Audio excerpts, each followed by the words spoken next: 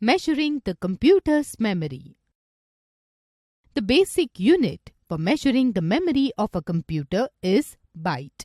A byte consists of a group of 8 bits. For example, 10001011, that is, has 8 bits or 1 byte.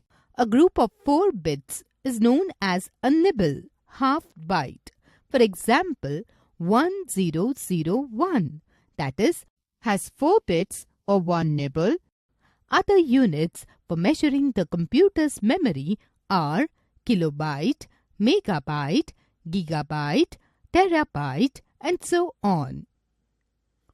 1 kilobyte KB equals 1024 bytes. 1 megabyte MB equals 1024 KB.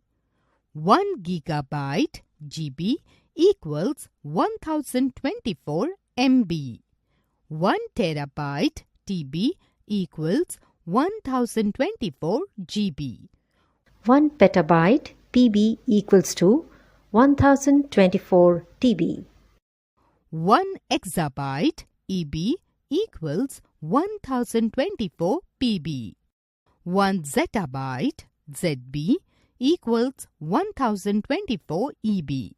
1 yottabyte YB equals 1024 ZB.